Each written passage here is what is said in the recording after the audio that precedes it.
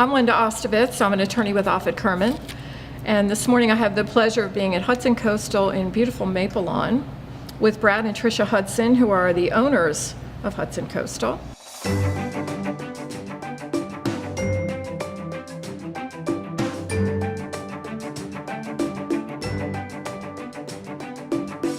Well, you are engaged excuse me, in philanthropic pursuits in the county, and I know Bra La La does the bra stretch and does a lot of contribution in that area. What other areas are you engaged in? So when we opened, we decided that we were going to be philanthropic because, again, when you're engaged in a community, it can't all be about your four walls. It has to be around, it has to be everything.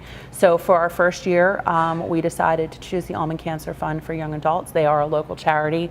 I did go to school with one almond brother, and so did Brad with high school. And his brother is actually involved with a mortgage company, and they do a lot with the Almond Cancer Fund. So it kind of made sense. So we're about ready to cut our first big check and it's exciting. There'll be the big check, and we'll be giving that to the Almond Cancer Fund. This year coming up, though, we're changing, and we're going to change every year. So this year we're actually going to be giving back to ALS. I lost my mother to ALS 4 years ago, so benefiting Maryland, Virginia, and DC. And then the following year, we're going to let his mother make a decision about where our money should go. So we're trying to spread. And then we're constantly being asked for donations, gift cards. So we've got two things. Number one, if it's an organization or a charity that we feel is important, Neighbor Ride's another one. They come in a lot. We did something with Beyond the Badge, benefiting fallen police officers and their families. So if that's something we can get behind, and if it's in the community. So when Reservoir High School asks for something or River Hill asks for something, absolutely we're going to take care of them.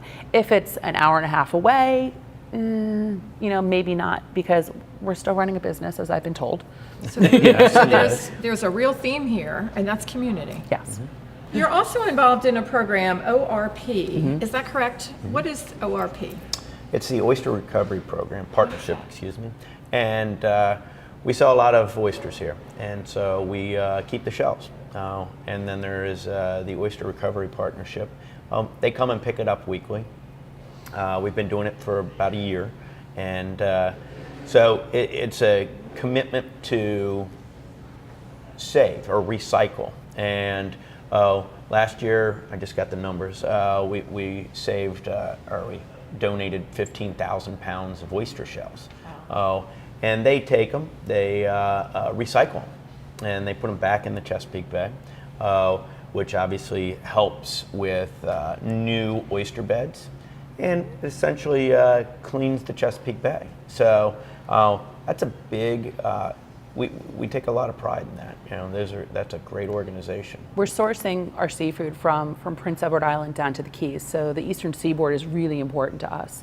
And when we realized that we were dumping, our first couple of months, just tons and tons of oyster shells, the realization was, what can we do to do something with this? Now I know some companies, they'll turn them into pavement, they'll grind them up and put them in people's driveways, but to be able to put it back into the water for which some of them came, it creates these natural oyster reefs. That's where the rockfish come, that's where the crabs are feeding off of, and that's where more oysters are coming.